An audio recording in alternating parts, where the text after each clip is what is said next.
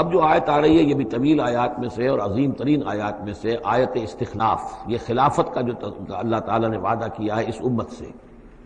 وعد اللہ الذین آمنوا منکم وعملوا الصالحات، اے مسلمانوں اللہ کا وعدہ ہے تم میں سے ان لوگوں کے ساتھ جو ایمان اور عمل صالح کی شرطیں پوری کر دیں گے۔ یہ نام کے مسلمان، نسلی مسلمان جو اللہ کے حکم پر چلتے بھی نہ ہوں، اللہ کے احکام کے مطابق عمل نہ کرتے ہوں، دین کے لیے تن من دھن لگانے کو تیار نہ ہوں، ان سے یہ وعدہ نہیں ہے۔ وعدہ ہے حقیقی اہل ایمان جو ایمان حقیقی کی شرط پوری کرے اور ایمان کے جو عملی تقاضے ہیں ان کو بھی بجا لائیں۔ وعد اللہ الذین آمنوا منکم وعملوا الصالحات لیستخلفنہم فی الارض، کہ وہ انہیں زمین میں خلافت عطا کرے گا، حکومت عطا کرے گا، غلبہ عطا کرے گا، کما استخلف الذین من قبلہم، جیسے کہ اس نے خلافت عطا کی تھی ان کو جو ان سے پہلے تھے۔ حضرت داؤد کو، حضرت طالوت کو، حضرت سلیمان کو جو خلافت دی گئی، بعد میں بھی مکابی حکومت قائم ہوئی ہے، اس میں بھی خلافت قائم ہوئی، تو یہ خلافت جیسے پہلے ہم نے دی تھی سابقہ امت مسلمہ کو، ایسے ہی اے امت محمد صلی اللہ علیہ وسلم تمہیں بھی خلافت دی جائے گی، بشرطے کہ ایمان اور عمل صالح کی یہ دو شرطیں تم پوری کرو۔ اب یہ خلافت جو ہے اس کو تین انداز میں یہاں بیان کیا گیا ہے۔ لَيَسْتَخْلِفَنَّهُمْ فِي الْأَرْضِ، انہیں لازماً خلافت دے گا زمین میں، حکومت دے گا، کما استخلف الذین من قبلہم، جیسے کہ خلافت دی تھی اور حکومت دی تھی ان کو کہ جو ان سے پہلے تھے۔ وَلَا يُمَكِّنَنَّ لَهُمْ دِينَهُمُ الَّذِي ارْتَضَىٰ لَهُمْ، اور ان کے اس دین کو زمین میں غلبہ عطا کرے گا، قوت عطا کرے گا، تمکن عطا کرے گا جو اللہ نے ان کے لیے پسند کر لیا ہے۔ ظاہر بات ہے مسلمانوں کی خلافت ہے تو اس کے معنی کیا ہے؟ اللہ کے دین کا غلبہ ہے، وہ تو بات تو ایک ہی ہے، اللہ کا دین غالب، اس کے کیا معنی ہے؟ مسلمانوں کی خلافت۔ تو چیز ایک ہی ہے لیکن یہاں تین الفاظ لا کر اس کی اہمیت کو نمایاں کیا جا رہا ہے تین اعتبارات سے۔ وَلَا يُمَكِّنَنَّ لَهُمْ دِينَهُمُ الَّذِي ارْتَضَىٰ لَهُمْ، اب یہاں دیکھیے وہی لام مفتوح شروع میں فعل مضارع سے اور اس کے بعد یہ نون مشدد، یہ سارے وعدے نہایت تاکیدی وعدے ہیں۔ لَيَسْتَخْلِفَنَّهُمْ فِي الْأَرْضِ كَمَا اسْتَخْلَفَ الَّذِينَ مِن قَبْلِهِمْ وَلَيُمَكِّنَنَّ لَهُمْ دِينَهُمُ الَّذِي ارْتَضَىٰ لَهُمْ، واللہ نے دین کون سا ہے جو پسند کر لیا ہے؟ الْيَوْمَ أَكْمَلْتُ لَكُمْ دِينَكُمْ وَأَتْمَمْتُ عَلَيْكُمْ نِعْمَتِي وَرَضِيتُ لَكُمُ الْإِسْلَامَ دِينًا، یہ آیت ہم پڑھ چکے ہیں سورہ مائدہ میں۔ اور تیسری بات وَلَيُبَدِّلَنَّهُم مِّن بَعْدِ خَوْفِهِمْ أَمْنًا، اللہ تعالیٰ ان کے خوف کی کیفیت جو ہے اس کو بدل دے گا امن کی کیفیت سے۔ ظاہر بات ہے جب تک کہ مسلمان کمزور تھے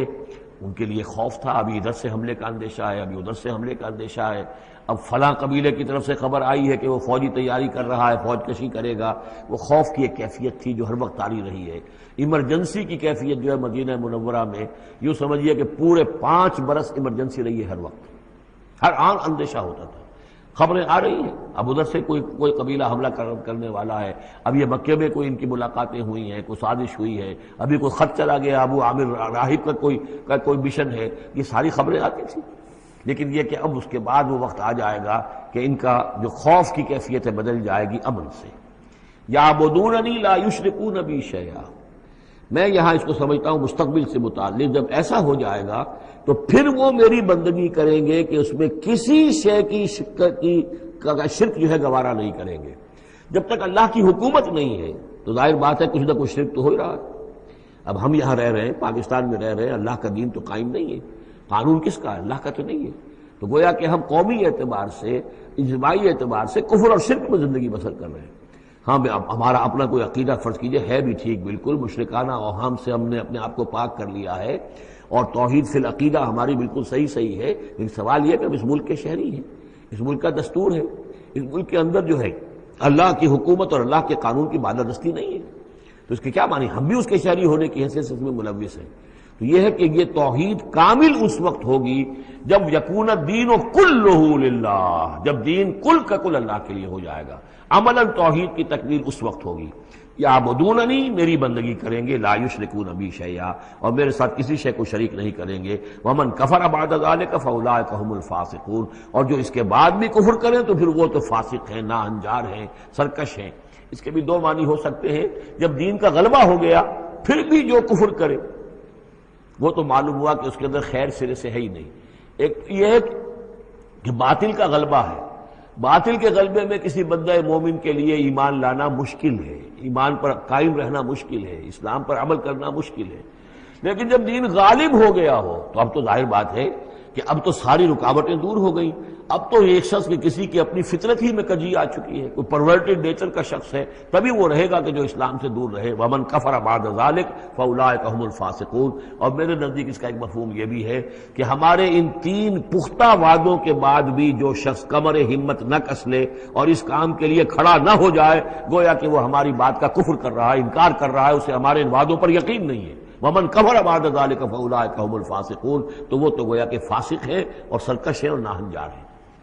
اس آیت کو ذہن میں رکھیے، اور اس حدیث کو آج میں چاہتا ہوں کہ اس کا متن بھی آپ کو سنا دوں کہ اس کی خبر دی ہے محمد رسول اللہ صلی اللہ علیہ وسلم نے۔ تاریخی اعتبار سے تو یہ نوٹ کر لیجئے، یہ سن 6 ہی کے اندر، ابتدائی میں سن 6 کے یہ آیت نازل ہوئی۔ سن 6 ہی میں صلح حدیبیہ ہو گئی، اِنَّا فَتَحْنَا لَكَ فَتْحًا مُبِينًا، گویا کہ اس آیت کا جو مصداق ہے وہ ظاہر ہونا شروع ہو گیا۔ سن 7 میں غزوہ خیبر ہوا، اللہ نے بہت بڑا مال غنیمت مسلمانوں کو دیا۔ سن 8 میں مکہ فتح ہو گیا۔ سن 9 میں موپنگ اپ آپریشن ہو گیا، اعلان کر دیا گیا حج کے اندر کہ آئندہ سے یہاں کوئی مشرک نہیں آئے گا، اور اب تمہارے لیے اتنی مہلت ہے، کسی کوئی معاہدہ قائم نہیں رہے گا، جو معاہدے ہیں میعادی ان کی میعاد ختم ہوتے ہی معاہدہ ختم، اور جن کی میعاد کوئی نہیں تھی ان کے لیے ہم 4 مہینے کی میعاد مقرر کر رہے ہیں کہ اس کے بعد کوئی معاہدہ کسی مشرک سے نہیں ہے، جب یہ مدت ختم ہو جائے گی قتل عام شروع ہو جائے گا۔ تو یہ تو اللہ تعالیٰ کی طرف سے جزیرہ نما عرب کے اندر دین کی تکمیل ہو گئی، خلافت قائم ہو گئی، اللہ کی حکومت قائم ہو گئی۔ جیسے حضرت داؤد خلیفہ تھے، یہاں حضرت محمد خلیفہ ہیں صلی اللہ علیہ وسلم، اس لیے کہ حاکم اب کون ہے؟ حضرت محمد صلی اللہ علیہ وسلم۔ اپنی زندگی میں تو حاکمیت جو بھی ہے آپ کے پاس ہے۔ اس کے بعد خلافت راشدہ میں پھر یہ خلافت کہاں سے کہاں پہنچی وہ آپ کو معلوم ہے، لیکن پھر ریورسل شروع ہو گیا۔ لیکن وہ حدیث میں آپ کو سنا رہا ہوں، حضرت نعمان بن بشیر سے مروی ہے رضی اللہ تعالی عنہ، اور مسند احمد ابن حنبل میں یہ روایت ہے کہ حضور نے یہ فرمایا صلی اللہ علیہ وسلم، تکون النبوۃ فیکم ما شاء اللہ ان تکون، مسلمانوں تمہارے مابین نبوت موجود رہے گی جب تک اللہ چاہے گا کہ رہے، یعنی میں موجود رہوں گا بنفس نفیس تمہارے مابین جب تک اللہ چاہے گا۔ ثم یرفع اللہ اذا شاء یرفعها، پھر اللہ تعالیٰ اس کو اٹھا لے گا جب چاہے گا، نبوت کو اٹھا لے گا، یعنی میرا انتقال ہو جائے گا، تو ایک دور جو ہے وہ ختم ہو جائے گا۔ فرمایا ثم تکون خلافتا علی منہاج النبوۃ، پھر خلافت ہوگی نبوت کے نقش قدم پر، نبوت ہی کے طریقے پر، ٹھیک وہی نظام جو محمد عربی صلی اللہ علیہ وسلم نے قائم کیا تھا، بین ہی ایک بال کے فرق کے بغیر وہ نظام جو کا تو قائم رہے گا، خلافت علی منہاج النبوۃ۔ فتکون ما شاء اللہ وان تکون، یہ بھی رہے گا جب تک اللہ چاہے گا یہ دور۔ ثم یرفع اللہ اذا شاء یرفع، پھر اس دور کو بھی اللہ اٹھا لے گا جب اللہ چاہے گا۔ ثم تکون ملکا عاضا، پھر ملوکیت کا دور آئے گا، اور وہ کاٹ کھانے والی ملوکیت ہوگی، کاٹ کھانے والی ملوکیت، ظالم ملوکیت، اور یہ بھی رہے گا جب تک اللہ چاہے گا، پھر اللہ اس کو بھی اٹھا لے گا۔ پھر چوتھا دور آئے گا ثم تکون ملکا جبریا، پھر غلامی کی ملوکیت ہوگی، یعنی یہ دور جو ہمارا گزرا ہے کولونیل دور، پہلے یہ کہ ملوک تھے، بادشاہ تھے، چاہے وہ بنو عباس میں تھے یا بنو امیہ میں سے تھے، یا یہ کہ ترک تھے، مسلمان تو تھے، کلمہ گو تو تھے، ان میں کوئی کوئی نہ اچھا بھی ہوتا تھا، بہت اچھے لوگ بھی تھے، بوڑھے لوگ بھی تھے، لیکن مسلمان تو تھے، کلمہ گو تو تھے۔ لیکن چوتھا دور آیا کہ کہیں ہم انگریزوں کے غلام ہو گئے، کہیں ہم ولندیزیوں کے غلام ہو گئے، کہیں ہم فرانسیسیوں کے غلام ہو گئے، کولونیل پاورز۔ تو ہماری تو ملکہ معظمہ جو ہے ملکہ وکٹوریہ تھی،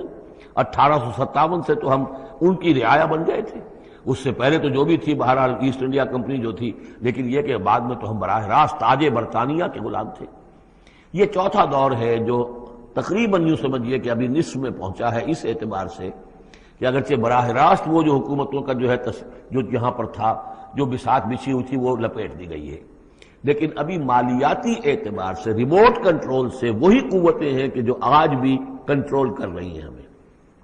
یہ ریموٹ کنٹرول ہے۔ ابھی یہ چوتھا دور ختم نہیں ہوا ہے، پہلے یہ براہ راست آکوپیشن اور اپنی حکومتیں، اپنی فوجیں لا کر، اب یہ ہے کہ اس کے بغیر بائی پراکسی، چاہے ہمارے ہی آدمی بیٹھے ہوئے ہیں، لیکن اصل میں سارا جو ہے یہ مالیاتی جو ہے استعمار ہے، ایک نیا عالمی استعمار ہے۔ لیکن یہ استعمار جو ہے اس طرح کا کولونیل رول نہیں ہے کہ انگریز موجود ہیں، ان کی فوج موجود ہے، یا فرانسیسی فوج موجود ہے، یا اطالوی فوج موجود ہے، بلکہ یہ تو IMF اور ورلڈ بینک کا نظام ہے اس کے تحت، اور ملٹی نیشنل کمپنیوں کی۔ لیکن جو چوتھی جو خوشخبری کی بات ہے وہ یہ ہے کہ حضور نے فرمایا بالآخر یہ چوتھا دور بھی ختم ہو جائے گا، اور خوشخبری یہ ہے کہ ثم تکون خلافۃ علی منہاج النبوہ، پھر دور آئے گا خلافت علی منہاج النبوہ کا۔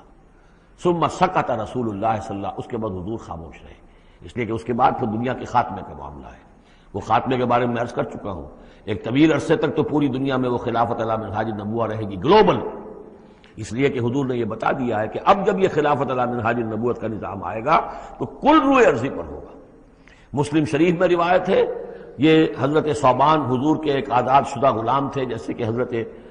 زید بن حارثہ بھی حضور کے غلام تھے، آپ نے آزاد کر دیا تھا، اسی طرح حضرت ثوبان بھی ہے، مولا، ان ثوبان مولا رسول اللہ صلی اللہ علیہ وسلم۔ اس میں روایت کیا ہے، حضور نے فرمایا ان اللہ زوالی الارض، اللہ نے میرے لیے ساری زمین کو لپیٹ دیا یا سکیڑ دیا،